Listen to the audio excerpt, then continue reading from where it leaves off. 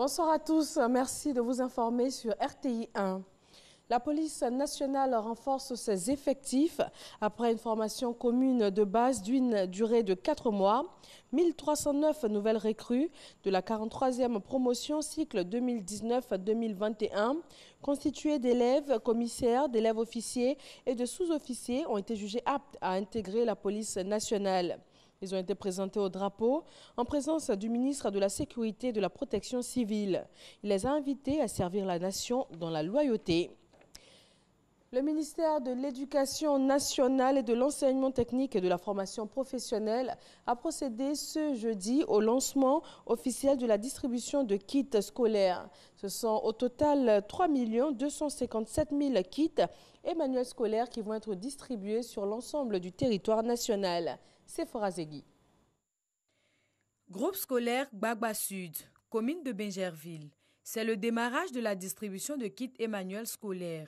10 milliards de francs CFA pour 3 257 650 kits et manuels scolaires qui seront distribués dans les établissements publics du pays.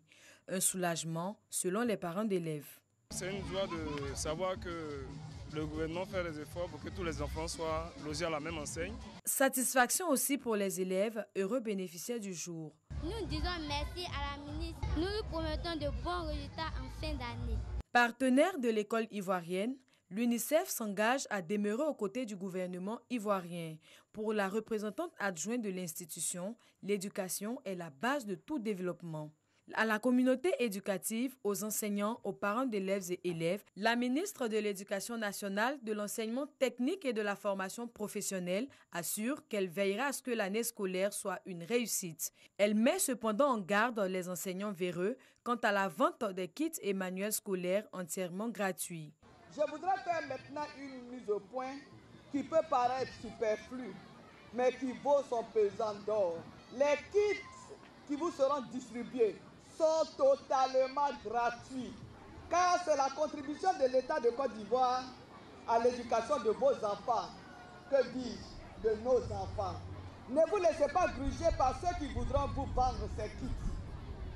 Mieux, je vous demande de signaler ces faussaires à nos services compétents afin qu'ils soient châtiés en conséquence.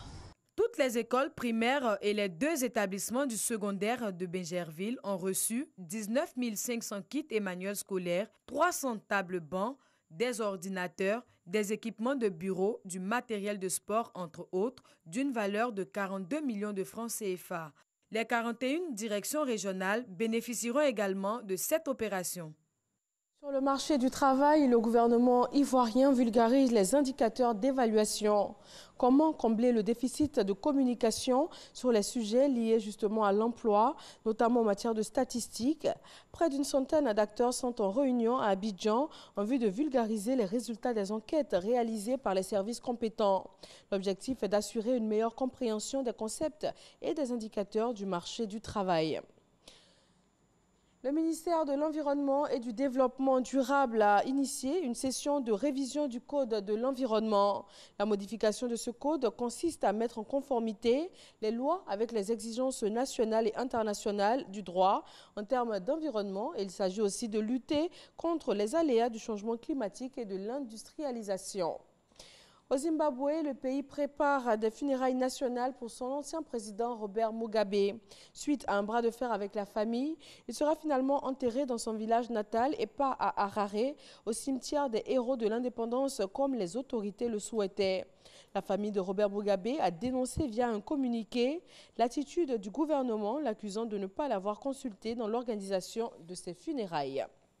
Un train a déraillé ce jeudi en République démocratique du Congo. Pas de bilan officiel pour l'heure, mais le ministère de l'Action humanitaire parle de 50 morts et au moins 23 blessés. Selon les rescapés, l'accident s'est produit aux environs de 3 heures du matin. 2 wagons de la locomotive sont tombés et un 3e s'est penché. Plusieurs passagers sont alors tombés. D'autres victimes seraient encore sous les voitures de marchandises. Selon le président de l'intersyndicale de la Société nationale des chemins de fer, à chaque déplacement d'un train de marchandises, des dizaines de personnes y embarquent de façon clandestine. Au mois de mars dernier, un autre déraillement de train avait fait 24 morts et 31 blessés. Le président américain Donald Trump remporte une victoire sur le droit d'asile. La Cour suprême lui permet d'appliquer dès à présent une nouvelle réglementation destinée à réduire de manière drastique l'arrivée de migrants par la frontière américano-mexicaine. Les migrants qui traversent plusieurs pays doivent désormais solliciter d'abord le statut de réfugié dans ces pays et ne pourront demander l'asile aux États-Unis que si ce statut leur est refusé par ces pays. Donald Trump ferme ainsi la frontière sud aux dizaines de milliers de Honduriens, Salvadoriens et aussi Guatémaltèques qui fuient les violences dans leur pays. Merci de toujours suivre nos programmes. Rendez-vous à 20h pour d'autres informations sur RTI 1.